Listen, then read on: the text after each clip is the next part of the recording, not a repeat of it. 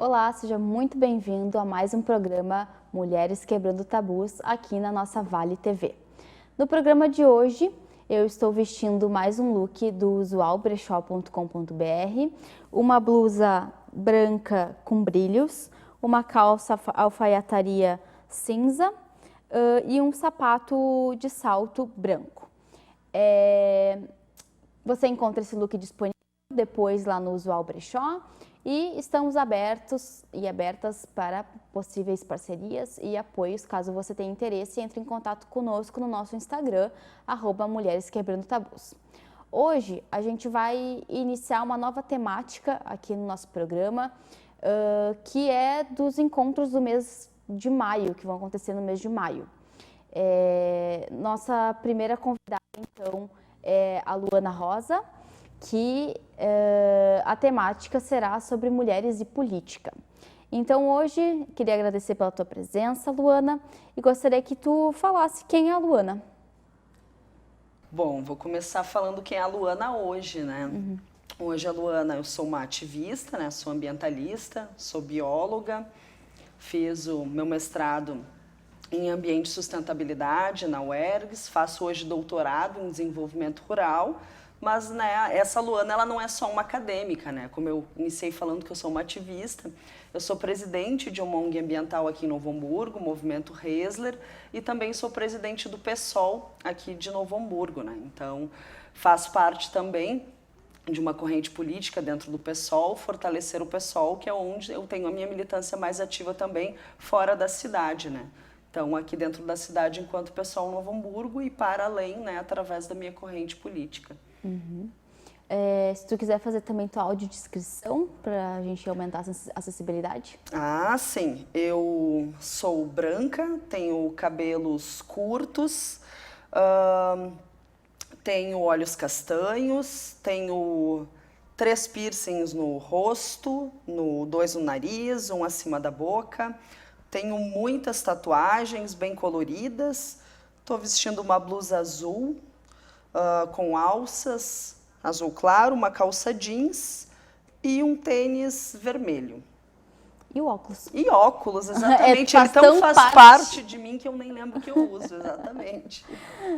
Queria que tu comentasse então um pouquinho pra gente como é que foi tua caminhada até chegar na política, se inserir na política. Sim. A minha primeira inserção na política, a primeira lembrança que eu tenho do que é política foi aos 5 anos de idade, em 1989, que o meu pai, ele era filiado ao PT, ele era um militante do PT, era um sindicalista, e ele me mostrava e me falava sobre a importância do que era aquela eleição. Aí ele falava, e as pessoas falavam sobre diretas já, uma criança de 5 anos de idade não entendia aquilo. Mas eu entendia a energia do que era estar no ombro do meu pai, naquele espaço que eu entendia que era importante para aquelas pessoas. Eu não sabia por quê, mas eu entendia que aquilo ali, né, era realmente o que a gente precisava para a nossa vida. Então, eu não sabia o que era aquilo ali. Eu sabia que aquilo ali era representado pela figura do Lula, que era importante para nós que o Lula vencesse as eleições. Naquele momento fez um sentido pequeno para mim, enquanto criança, mas eu fui crescendo com aquela ideia de mundo, né? Do que é um mundo ideal para mim e para todos, todas, todes, um mundo onde a gente possa ser quem a gente é, um mundo que a gente possa escolher, né? Fazer as nossas escolhas e também que a gente possa ter o que a gente precisa, sem precisar acumular mais do que a gente precisa, né? Para que as outras pessoas também possam ter. Então, com o passar dos anos, eu fui entendendo melhor essa percepção, né? E hoje eu ocupo esse espaço porque é o espaço que eu acredito. É um espaço de um partido de esquerda, um partido que acredita que a mudança parte da base, que nós somos essa mudança e que a gente tem que construir isso em coletivo, que sem coletivo a gente não é nada, né? E aí ali nos 5 anos tu viveu esse mundo e depois tu foi crescendo, tu foi participando de outros movimentos, como é que foi? Eu fui, né, hoje eu percebo que eu consolidei a pessoa que eu sou hoje já na infância. Porque quando eu tinha 8 anos de idade, eu era monitora ecológica. Isso mudou a minha vida, inclusive, e eu me sinto muito feliz porque hoje eu posso, inclusive, com o meu relato, mudar a vida de outras crianças, porque eu era monitora ecológica aos 8 anos de idade e hoje eu sou uma ambientalista que luto pelo meio ambiente na minha cidade também. Então, né, isso... E esse espaço de onde eu vim, eu era monitora ecológica numa escola lá em Canudos, então eu vim de uma realidade da periferia, então uma realidade, né, que ao nosso ver era esquecida pelo poder público. Então eu já vim, hoje inclusive a minha pesquisa fala muito sobre justiça ambiental, injustiça ambiental, racismo ambiental, esses temas, que são temas que eu trago desde a infância, que eu enxergo já desde a infância. Então isso já era um fazer política, já era uma... Eu não enxergava dessa forma, mas eu sempre fui militante, eu já nasci militante, porque o espaço que eu ocupava já era esse, né? Já era de uma família de militantes, o meu pai sindicalista, a minha mãe era da pastoral da criança, então sempre teve muita atividade, eu sempre estive envolta em muita atividade. E principalmente enxergando onde era necessário, né? No meu próprio bairro, na minha própria vila, né? No meu próprio local, vizinhança. Então, ali já foi se consolidando. Depois, ali durante a adolescência, eu não tive um contato muito ativo com a militância. Eu fui passar na vida adulta, né, a voltar para esse... Depois que eu, enfim, fui estudar biologia e eu voltei a ser uma militante da área ambiental, né.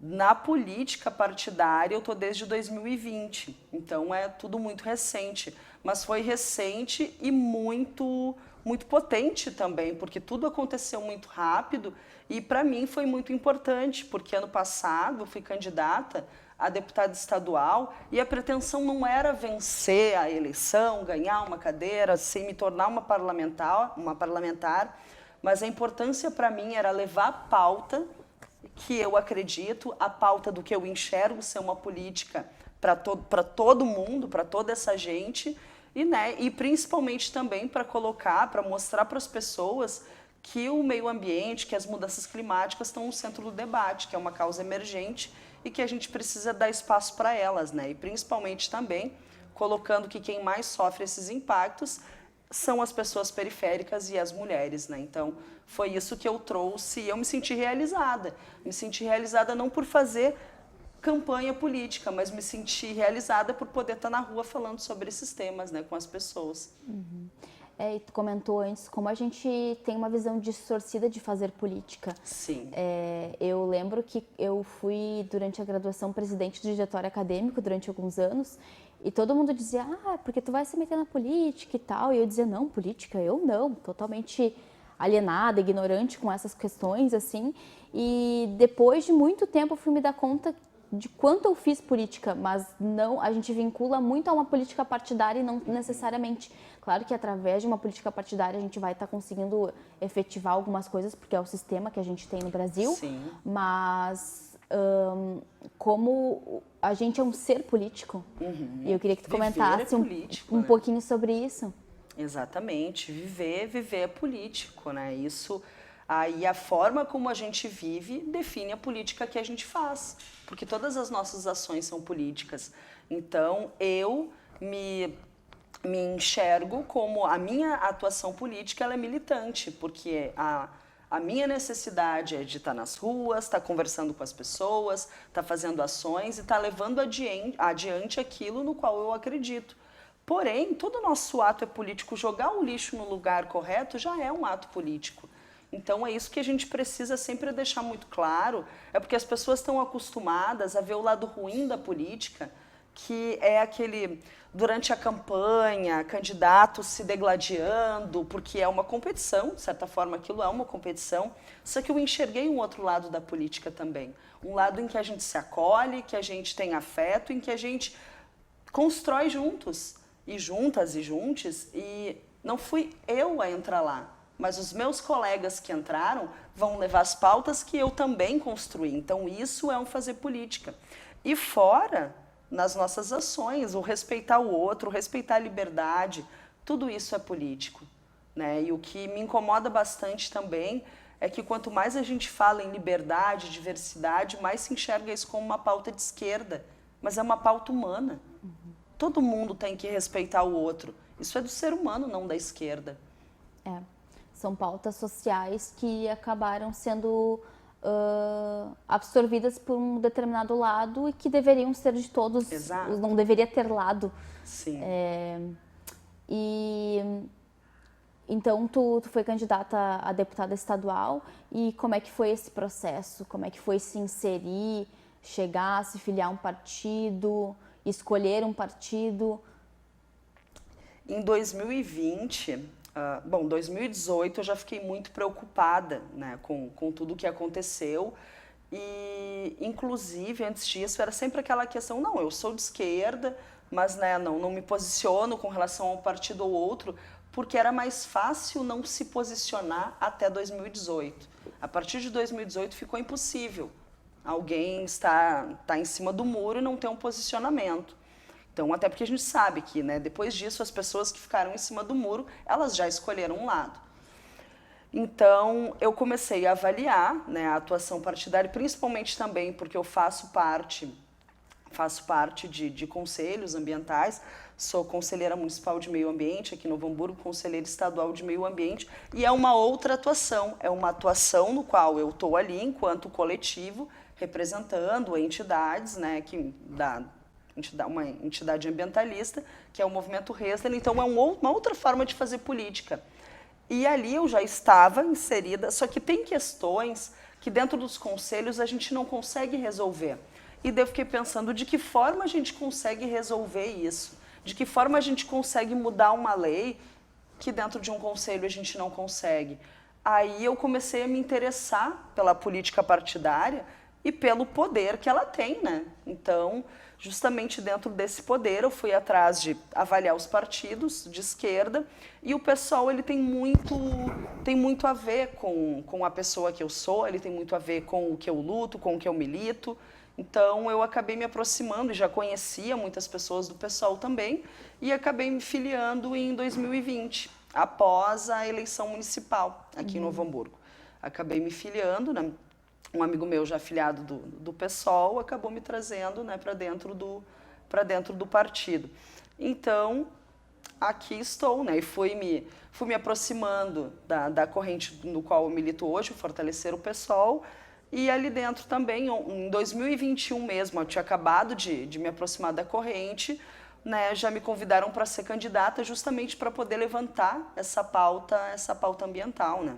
Também para poder fortalecer, né, mulheres LGBTs que estejam candidatas, né, no pleito, porque homens brancos já é a maioria. Então, a gente precisava levantar essas pautas, e eu aceitei o desafio de levantar essa pauta adiante para além. Sim. E como tu vê a representatividade das mulheres hoje na política?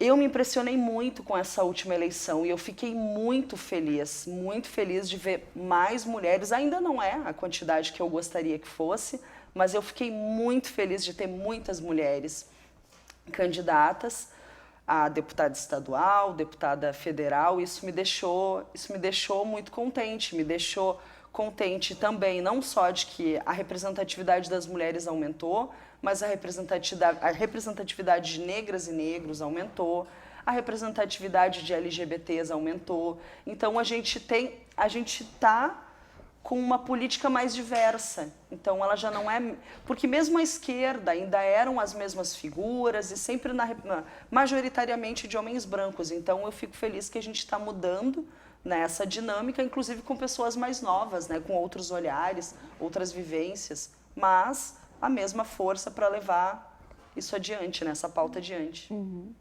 E eu queria que tu comentasse pra gente, assim, qual tabu tu quebrou por ser mulher e, além disso, por ser mulher na política.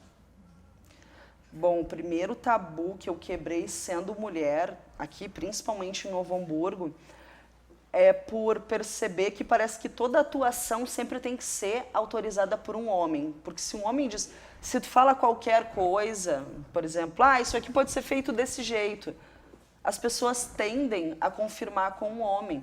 Isso eu percebi, inclusive, também, quando eu comecei a tomar lugares, né, de destaque dentro, não só da política, mas dentro do ambientalismo.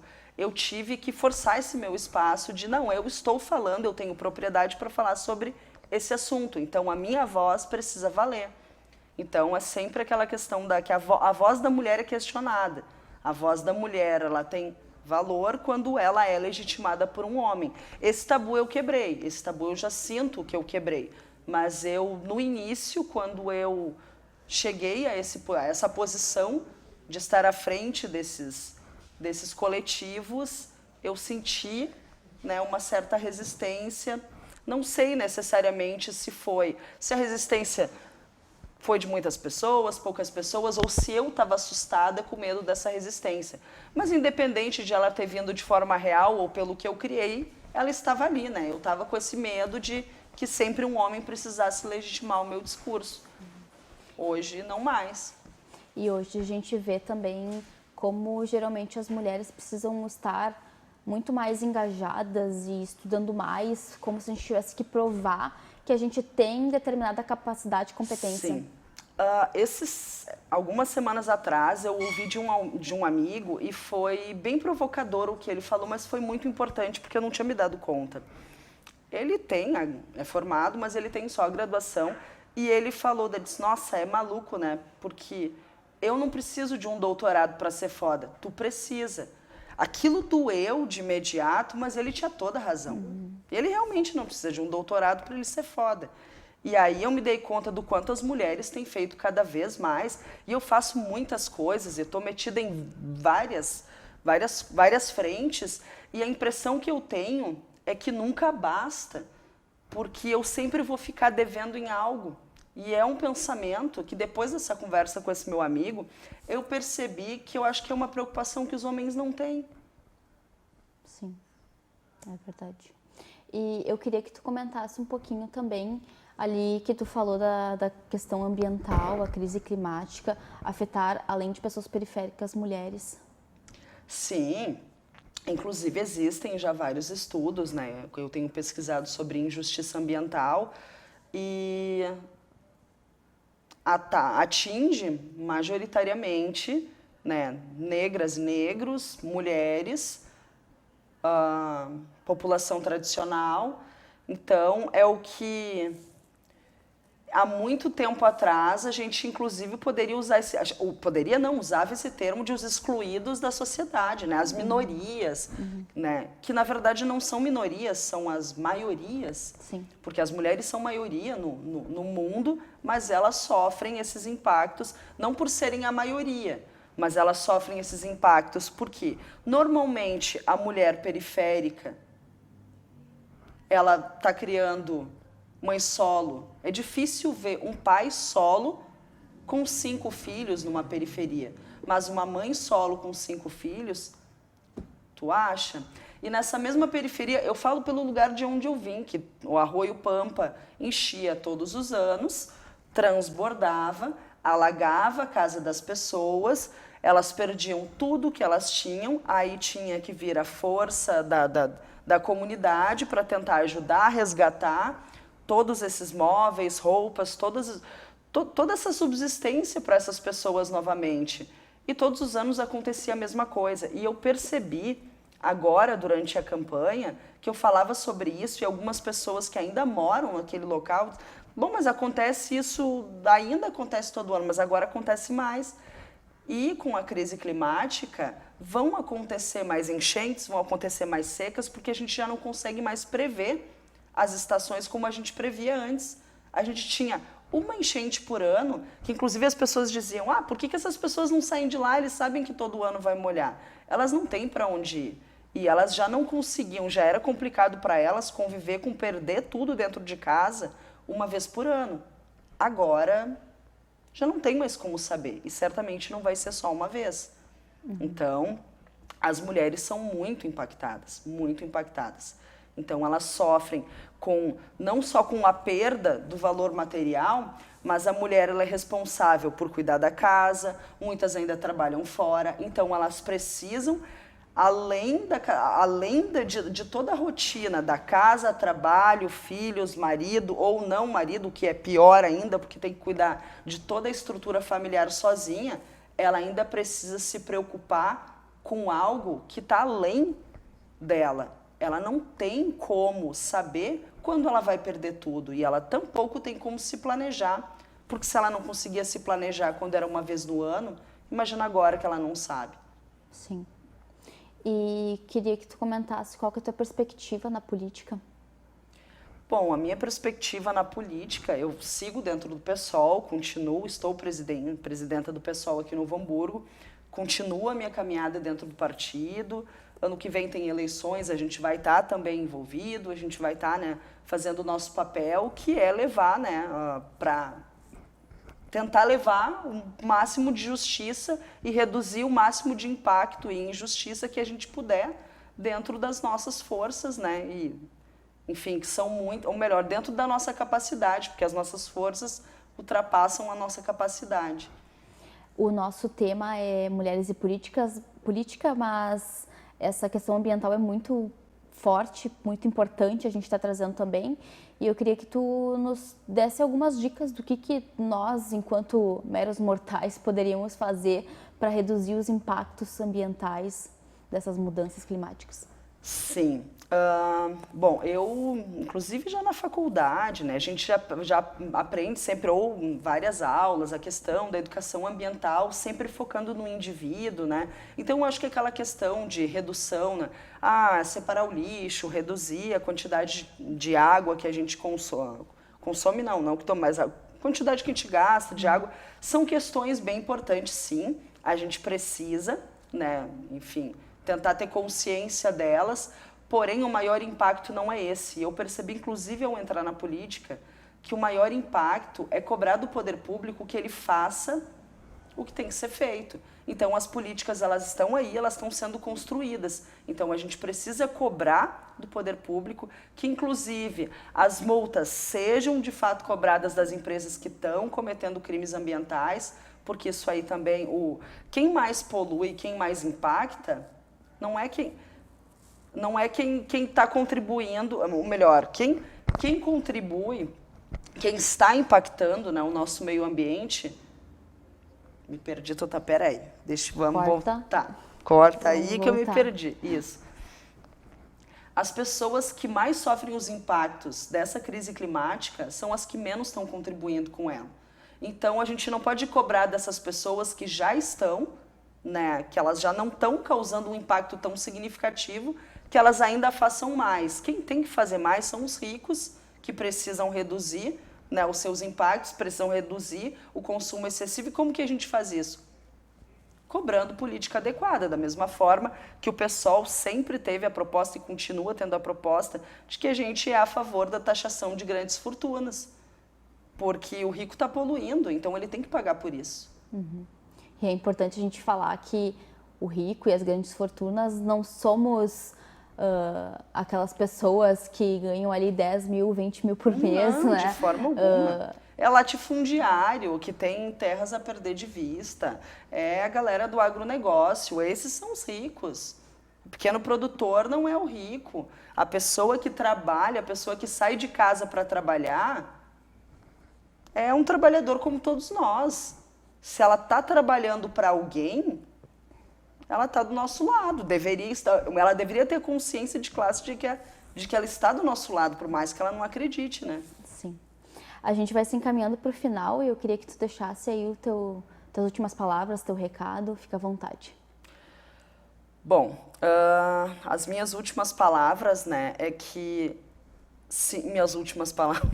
Bom, termino aqui então falando que convido todas, todos para se engajarem na política, seja ela partidária ou não, mas façam a sua parte, gente, porque a gente não consegue nada sozinho. Tudo que a gente consegue é em coletivo e é através do coletivo que a gente chega onde a gente quiser.